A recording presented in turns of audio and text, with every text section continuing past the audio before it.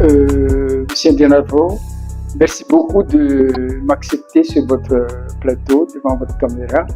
Vous m'accordez le privilège de pouvoir parler un peu de mes choix scientifiques. Eh bien, je vous en remercie. Donc, je dirais que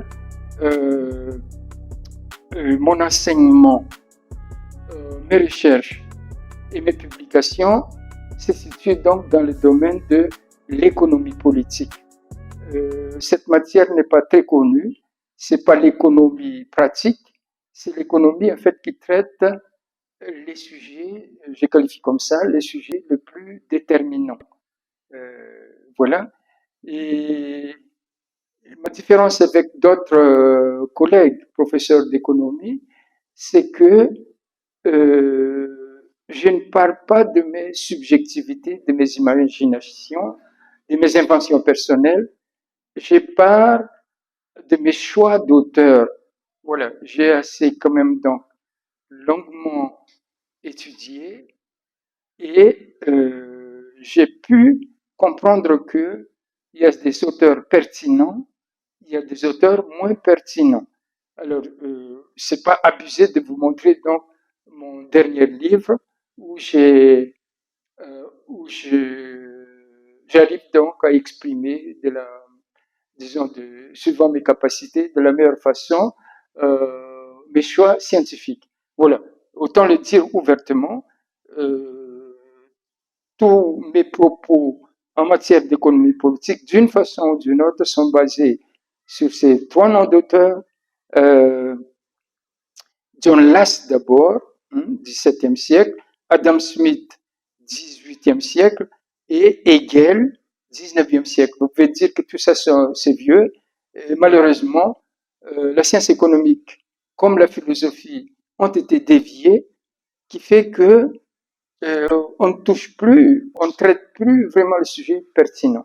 Voilà ce que je peux dire d'abord. Partant de mes auteurs, c'est quoi le problème d'abord de l'économie politique en général, l'objet de l'économie politique, et le problème du pays, le problème des nations, le problème de l'humanité, finalement c'est quoi? Voilà. En prenant donc mes auteurs, difficulté d'activité. C'est ça d'abord le grand problème. Vous connaissez, la plupart connaissent donc ce titre célèbre d'un grand économiste, donc théorie générale de l'emploi. Il utilise le mot emploi, mais généralement c'est ça d'abord le problème de l'économie politique. Comment s'activer? Le problème de la nation, de Madagascar, de l'Afrique, c'est quoi? Bouger ou pas bouger?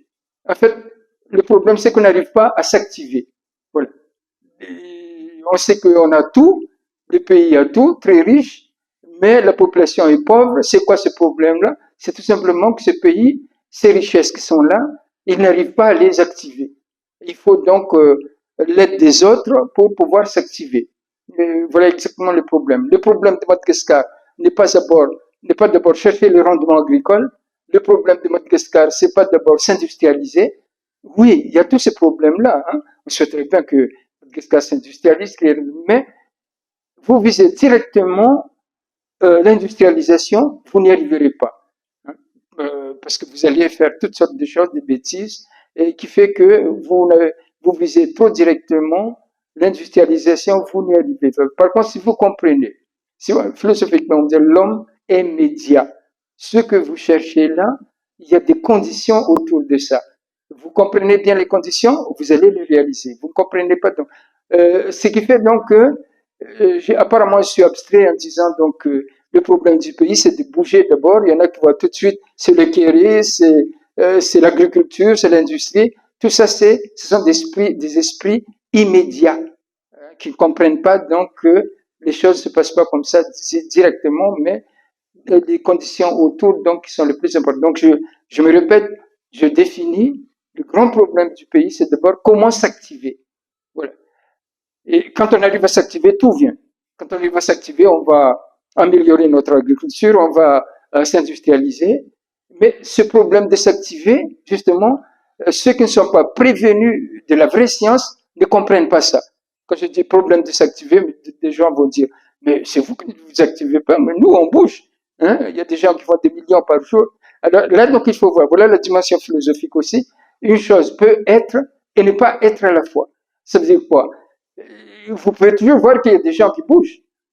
Il y a des gens qui bougent, mais là, il faut prendre du recul. Globalement parlant, vu de loin, Madagascar, aussi riche naturellement, où la population est pauvre, posait le problème quelque part, cette nation ne bouge pas. Voilà. Il y a des médecins diplômés qui sont en chômage. Il y a des malades qui cherchent des médecins qui n'arrivent pas à trouver des médecins alors qu'il y a des médecins. C'est ça donc le problème de s'activer. On est là, on se regarde, mais la condition n'est pas là. Voilà exactement donc comment se pose le problème. Et ce problème-là, si on le comprend, nécessairement nous devons traiter ou nous devons parler d'argent, nous devons parler de capitaux et, à un certain niveau, nous devons parler de micro, nous devons parler de macroéconomie. Alors, il y en a qui ne peuvent pas comprendre ça. Pourquoi absolument devoir parler de micro ou macroéconomie ou d'argent ou de capitaux? Ça, ce sont des incompréhensions. Je dis encore une fois, j'invente pas les problèmes réels sont là, et les problèmes ont été traités par certains auteurs avant moi, mais ces auteurs-là ont été oubliés. Voilà, ces auteurs ont été écrasés. Ce nom que je vous cite là, c'est pas ça qui est en vogue, c'est pas ça que les universitaires apprennent le plus. Bien au contraire, ils sont donc effacés, cachés, je dirais même. Et mon apport scientifique serait donc de les retrouver et puis leur dire, et puis dire à tout le monde, notre liberté doit passer d'abord par la connaissance de ces auteurs-là.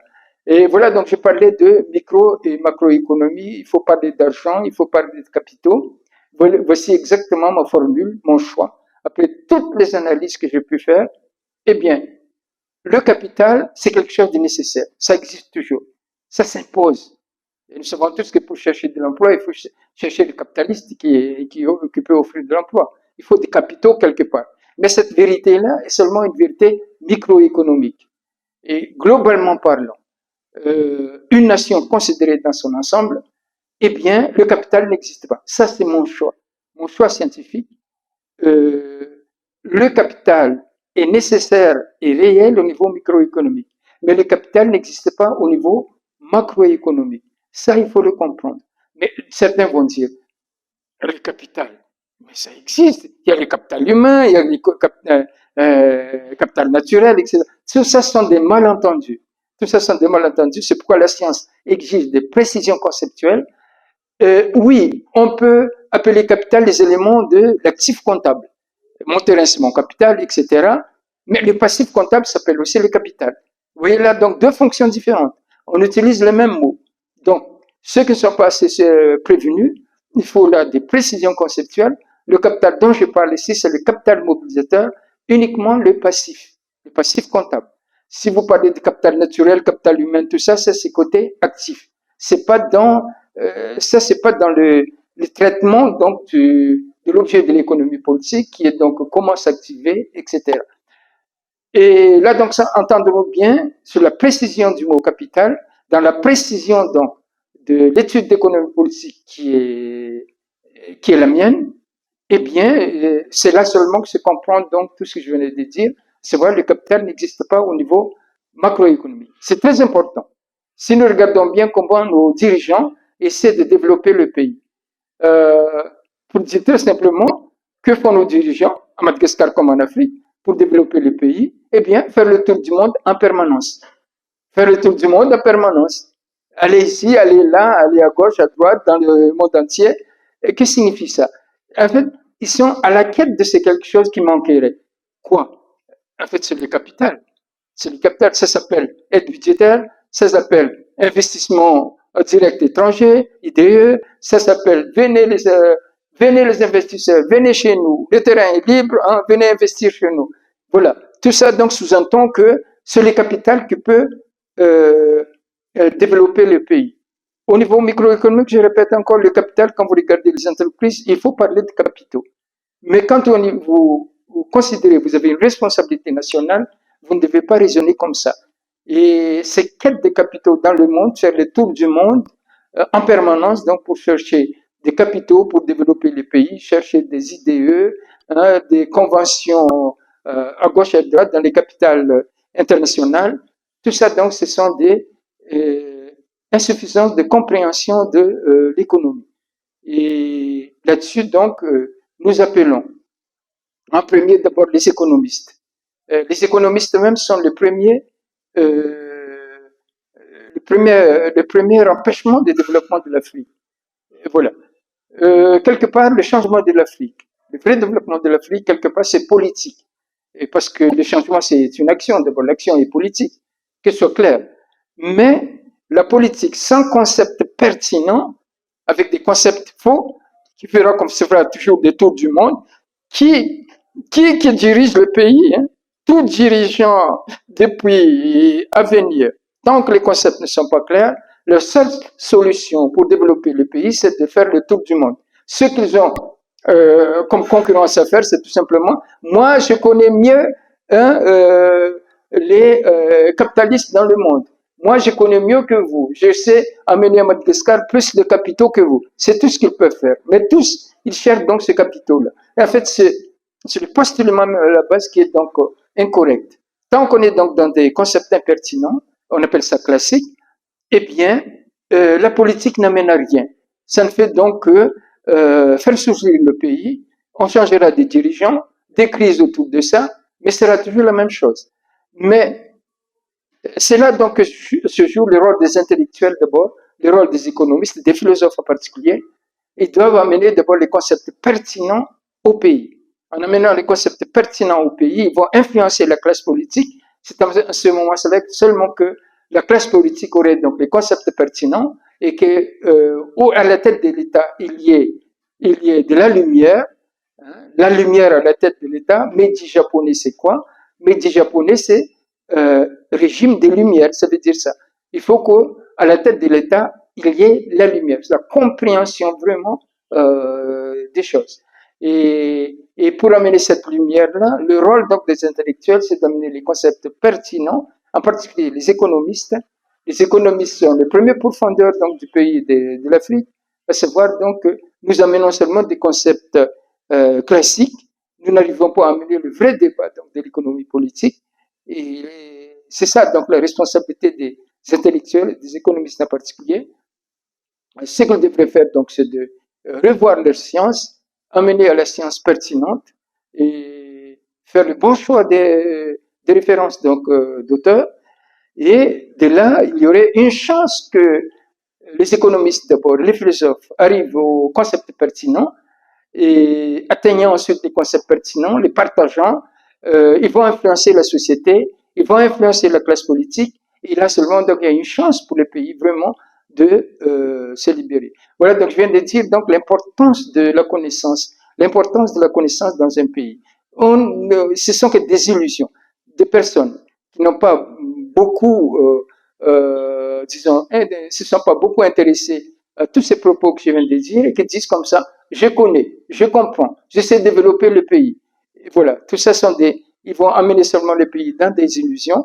Et là aussi, donc, j'appelle les jeunes, si vous aimez vraiment le pays, et pensez bien, vous devez, là où vous êtes jeune, votre tâche, c'est de vraiment connaître, étudier correctement, faites l'effort. Je suis dans une institution qui enseigne les SUM, donc nous formons des jeunes. Je convie les jeunes que nous formons comme des jeunes potentiellement qui viendront donc chez nous à l'ESUM, de comprendre donc l'importance de la connaissance. Là, il faut vraiment, d'abord, je viens de dire l'importance de la connaissance. Les jeunes aimaient connaître. Les jeunes aimaient connaître.